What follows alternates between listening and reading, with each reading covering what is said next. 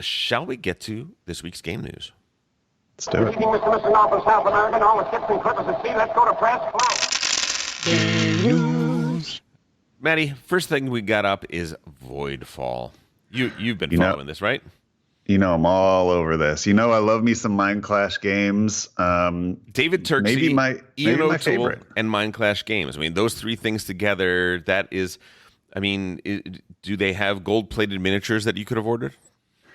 Well, the Kickstarter's not out yet. I believe it comes out sometime this year. But yeah, I'm all over it. I mean, I will. That's an insta-back for me, obviously. Tell the people what's interesting, though, is that it is a under 2 hour, and they've made a big deal out of this, of saying this is their fastest. Mind Clash games are not.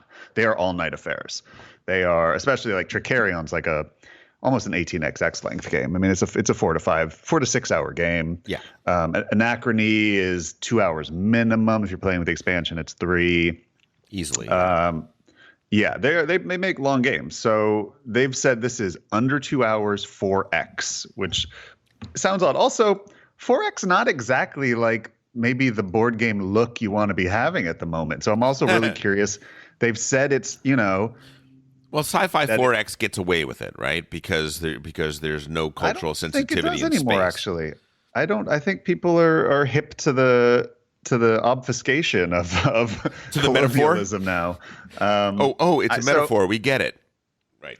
Yeah, I think, but I don't know. There was some talk. I saw David Turksey in the forum sort of saying that he thinks people will be surprised by, how they've sort of changed the format of 4X, and they describe it as 4X for Euro enthusiasts. We've heard that a lot, but it was sure. This is specifically, he said, the goal of this was to do everything better than Eclipse and Twilight Imperium for Euro gamers in under 2 hours. So that's quite a statement. Good luck. I mean, listen, one of those two goals is super achievable. One of them is going to be a little hard.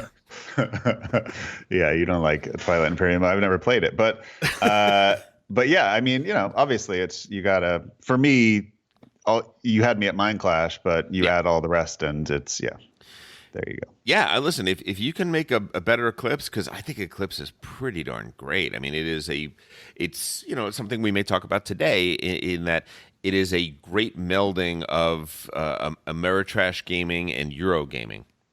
You know what I mean? The economy of the game is totally a Euro build and a Euro design, but the building of ships and the attacks and the die rolling, right?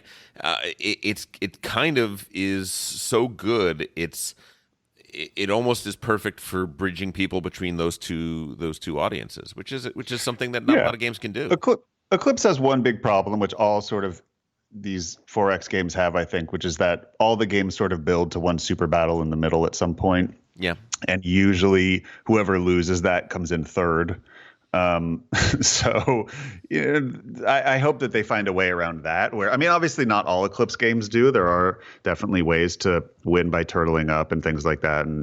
But usually it all comes down to one giant fight in the middle, and dice kind of decide that, unfortunately, which can be frustrating. But also, I mean, I think if you're sitting down to Eclipse, that's kind of what you're in for. But it would be cool to see if there are multiple paths to victory beyond even what Eclipse offers. Yeah. I mean, not to totally defend Eclipse, but I do think that in most battles in Eclipse, it is the person that has arranged their fleets a certain way, that has picked up certain tech, that it tends to be a strategic victory as opposed to a randomness victory. But, no, it can, but the person who did better can still lose. Sure. Yeah, it's true. If it's close, that's for sure. Yeah. That is for sure. Next up is Concordia. Concordia has a solo mode called Solitaria.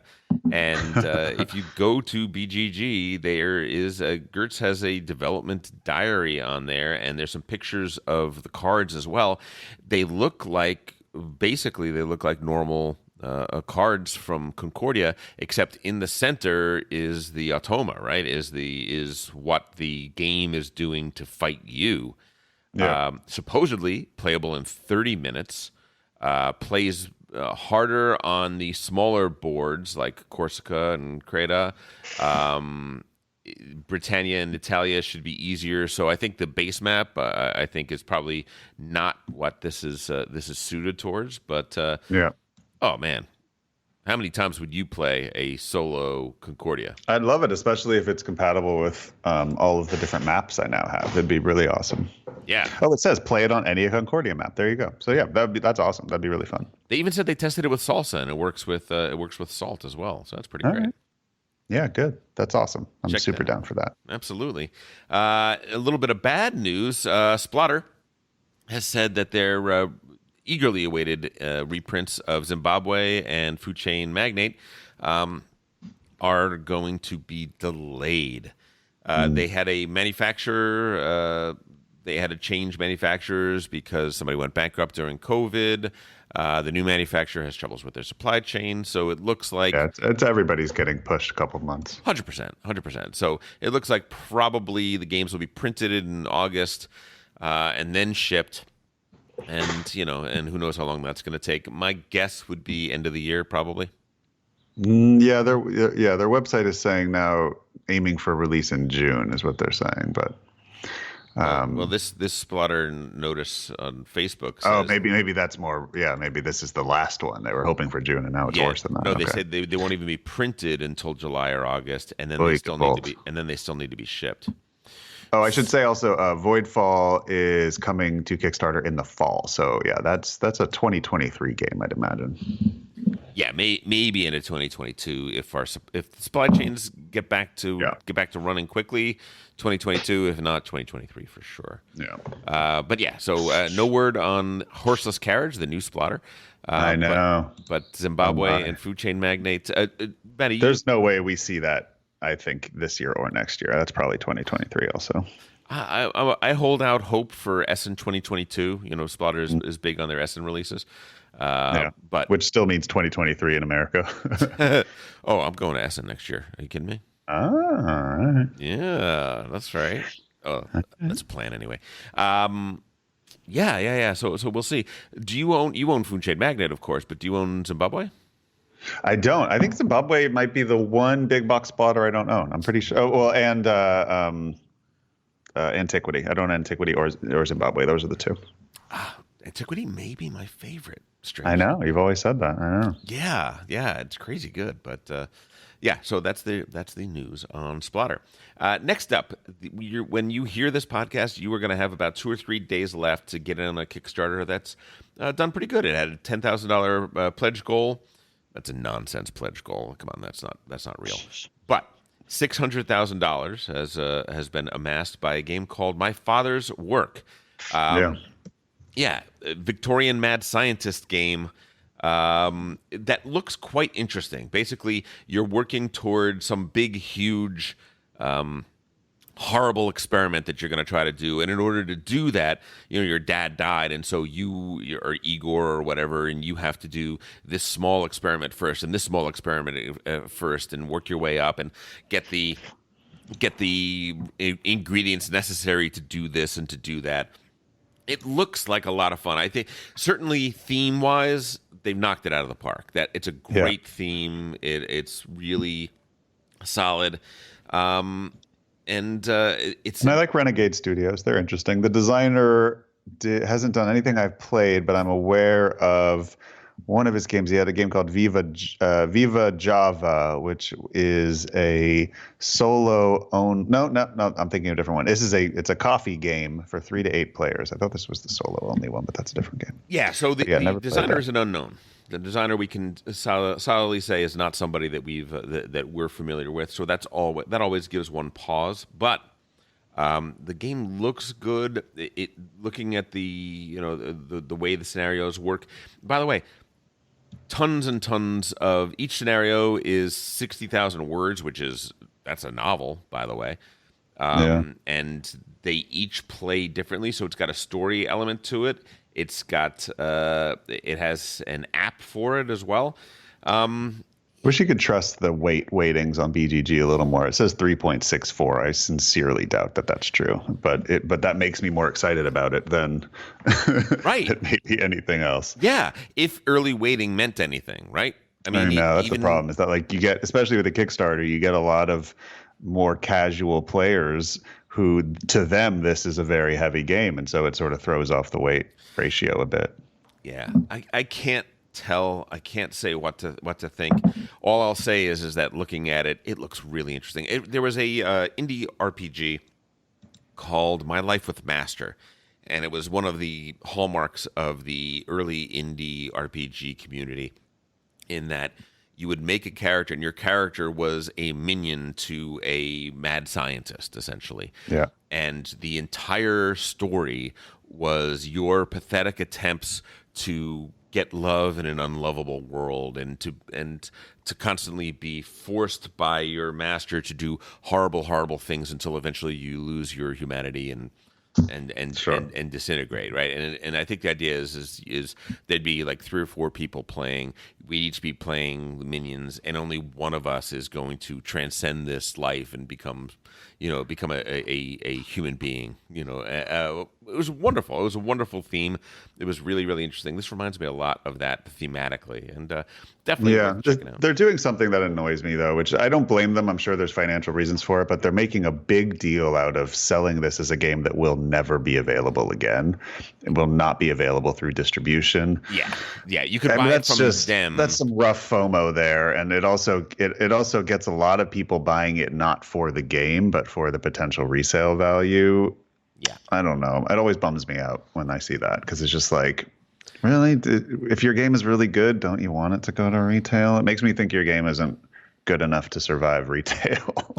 Yeah, it's a sales ploy, and who the heck is going to hold them to that in 2 years if they decide to change their Seventh minds on it? Continent did that, Yeah, and then they ended up finding a loophole because the game was so popular, and they realized they made a mistake in doing that, and they created a new version of it, which was the exact same game with just a couple tiny changes, and sold retail by saying that they had sworn this will never be in retail, we promise you, and then of course now you can buy it through their website, but it's a different version.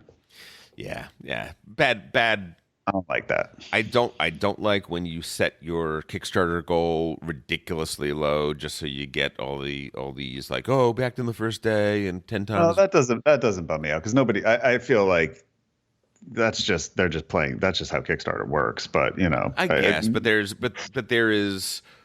Let's put it this way: we have another Kickstarter we're going to talk about now. We're going to talk about Station Fall. Station Fall had a pledge goal of $25,000. Equally nonsense, but not $10,000 kick. Like you're telling me that if that other game only made $10,000, my father's work, that they're going to be pumping out copies to the people that bought it at the level of the art and everything that they're showing? No, they wouldn't be able to do it. Yeah. So this one's a little bit of a bummer for me. This whole thing is a bummer for me. Like Yes. I really like Ion Games. Yeah, Station Fall the is games that they make. I really like Matt Eklund as a designer.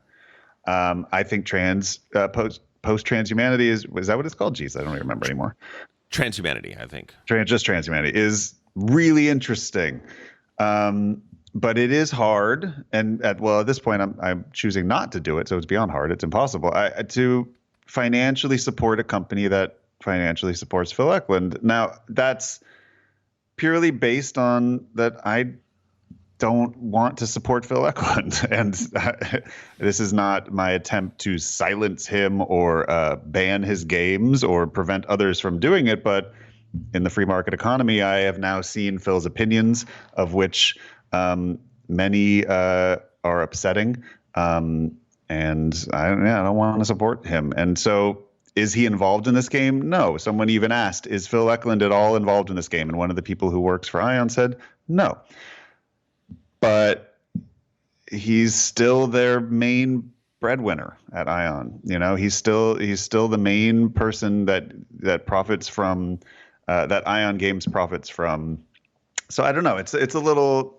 It's I don't think I can back it, even though I love Matt Eklund. I don't believe in, the sins of the father should pass on to the son. I don't believe that the son is necessarily responsible for his father's opinions. And in fact, his son has gone as far as to say he does not believe in many of his father's problematic opinions. And, I don't know, man. The whole thing bums me out. Honestly. I know exactly what you're saying. I mean, I wanted to talk to you about this because of this. Because for me, I look at Station Fall. It looks like a very unique game. It looks like a very interesting game. It looks like heavy Avalon. Yes.